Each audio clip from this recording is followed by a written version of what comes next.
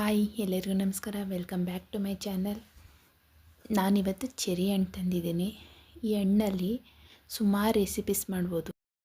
First ಇದನ್ನು fresh ಆಗಿದ್ದಾಗಲೇ wash ಮಾಡಿ ಕ್ಲೀನ್ ಮಾಡಿ ಒಳಗಡೆ ಸಣ್ಣ ಸಣ್ಣ ಹುಳ ಬರುತ್ತೆ ಅದೆಲ್ಲ ಚೆಕ್ ಮಾಡಿ ಇಟ್ಕೋಬೇಕು. ಇಟ್ಕೊಂಡ್ರೆ ಸುಮಾರು 1 ತಿಂಗಳವರೆಗೂ ಬರುತ್ತೆ ಇದು.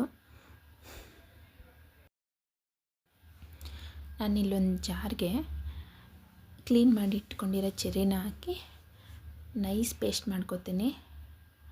ಮಾಡಿಕೊಂಡು ಅದನ್ನು ಸೋದಿಸ್ಕೊಂಡ್ರೆ ನಿಮಗೆ ಗಟ್ಟಿಯಾಗಿರೋ ಅದರದ್ದು ಪಲ್ಪ್ ಸಿಗುತ್ತೆ. ಇದನ್ನು ನಮಗೆ ಯಾವ್ಯಾವ ಥರ ರೆಸಿಪಿ ಬೇಕೋ ಆ ಥರ ಉಪಯೋಗಿಸ್ಕೋಬೋದು.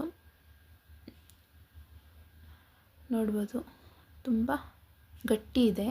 ನಾನು ಯಾವುದೇ ರೀತಿ ನೀರು ಆ್ಯಡ್ ಮಾಡಿಲ್ಲ. ಬೇಕಿದ್ದರೆ ರುಬ್ಬುವಾಗ ನಿಮಗೆ ಸ್ವಲ್ಪ ಕಷ್ಟ ಅನಿಸಿದ್ರೆ ನೀರು ಆ್ಯಡ್ ಮಾಡ್ಬೋದು.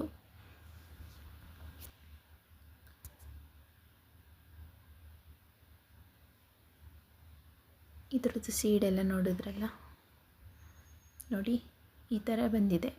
ಇದನ್ನು ಫ್ರೀಝರಲ್ಲಿ ಸ್ಟೋರ್ ಮಾಡಿ ಇಟ್ಕೋಬೋದು.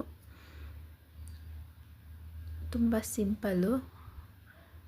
ನಾನಿವತ್ತು ಇದ್ರ ಜ್ಯೂಸ್ಗೆ ಶುಗರು, ನಾನು ಪೌಡರ್ ಶುಗರ್ ತೊಗೊಂಡಿದ್ದೀನಿ. ಹಂಗೆ ಮಾಡಿಟ್ಟಿರೋ ಪಲ್ಪು ತೊಗೊಂಡು ನಮಗೆ ಎಷ್ಟು ಬೇಕೋ ಅಷ್ಟು ನೀರು ಆ್ಯಡ್ ಮಾಡಿದ್ರೆ ಇದ್ರ ಜ್ಯೂಸ್ ರೆಡಿ ಆಗುತ್ತೆ.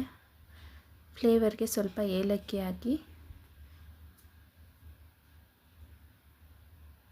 ಇದರಲ್ಲಿ ವಿಟಮಿನ್ ಸಿ ಯಥೇಚ್ಛವಾಗಿರುತ್ತೆ. ನೋಡಿದ್ರಲ್ಲ ಎಷ್ಟು ಸಿಂಪಲ್ಲಾಗಿ ಚೆರಿ ಜ್ಯೂಸ್ ರೆಡಿ ಆಯಿತು. ನೆಕ್ಸ್ಟ್ ರೆಸಿಪೀಸ್ ಇದರದ್ದೇ ಬರುತ್ತೆ. ಮತ್ತೊಂದು ವಿಡಿಯೋ ಜೊತೆ ಬೇಗ ಬರ್ತೀನಿ. ನಮಸ್ಕಾರ.